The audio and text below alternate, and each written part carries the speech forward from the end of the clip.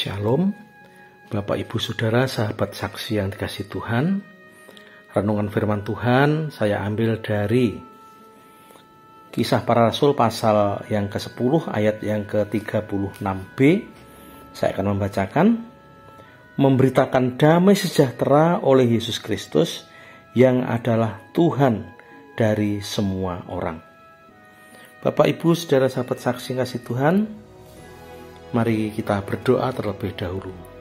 Bapa kami yang di surga, kami hamba-Mu akan merenungkan kebenaran firman-Mu. Kiranya Engkau membuka hati dan pikiran kami, sehingga kami faham akan apa yang menjadi kehendak-Mu ya Tuhan.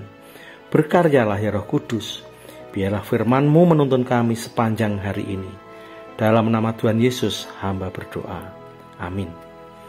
Tema renungan kita hari ini adalah rahasia jemaat mula-mula. Rahasia jemaat yang mula-mula. Ada 3 rahasia yang senantiasa didalami, dilaksanakan, dihidupi. Yang pertama adalah kata Yunani kurios. Kata ini berarti Tuhan dalam bahasa Indonesia. Tuhan atau Tuan atau pemilik atau penguasa. Ini adalah kata yang digunakan oleh Rasul Petrus ketika dia berbicara tentang Tuhan Yesus dalam Kisah Para Rasul ayat 10 ayat 36 tadi yang sudah saya baca.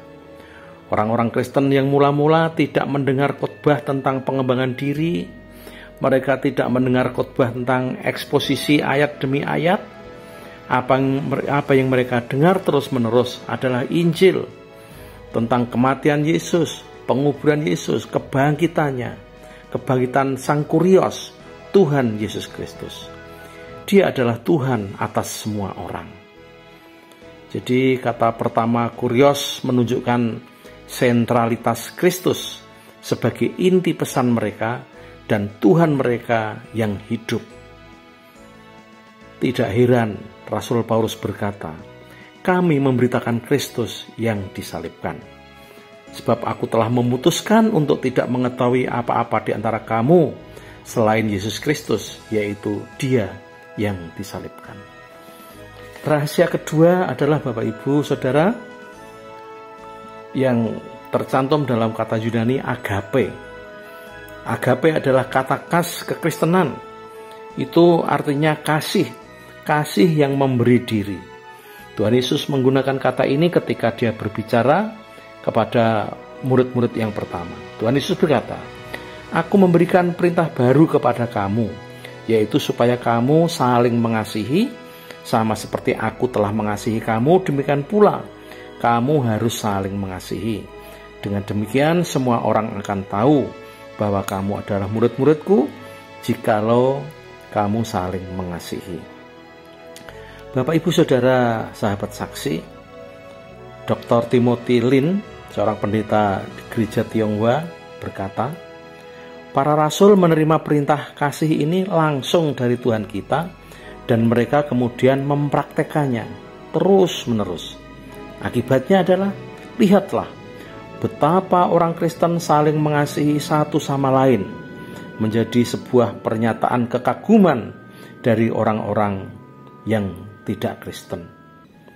Bapak Ibu Saudara, hari ini barangkali Bapak Ibu ya, hal saling mengasihi barangkali hanyalah sebuah slogan yang diucapkan oleh gereja-gereja secara mekanis. Dengan demikian maka tidak mungkin Allah bisa bersama dengan mereka, ya, dengan gereja. Oleh sebab itu kalau demikian keadaannya, tentu kita perlu bertobat. Rahasia yang ketiga Bapak Ibu Saudara, kata Yunani koinonia. Koinonia itu berarti persekutuan, persahabatan. Persekutuan adalah perpanjangan dari kasih agape antara satu sama lain di gereja. Orang percaya pada abad pertama dikatakan mereka bertekun dalam pengajaran rasul-rasul dan dalam persekutuan dengan koinonia, dan tiap-tiap hari Tuhan menambah jumlah mereka dengan orang-orang yang diselamatkan. Demikianlah Bapak Ibu, 3 kata Yunani ini menjadi sebuah rahasia yang dibukakan bagi kita, menunjukkan kepada kita sebuah gereja yang hidup dan berkuasa. Gereja yang hidup dan berkuasa bila kita punya kurios, bila kita menjalankan agape, dan kemudian kita juga menjalankan koinonia, persekutuan, persahabatan.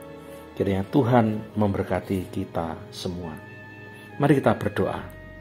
Bapa, terima kasih untuk firman-Mu hari ini. Kiranya boleh menguatkan iman kami, meneguhkan pengharapan kami akan Engkau, dan menjadi penuntun hidup kami dalam kami beriman kepada Engkau. Kiranya kami menjadi pelaku-pelaku firman-Mu. Dalam nama Tuhan Yesus Kristus kami berdoa. Amin. Terima kasih, Tuhan Yesus memberkati.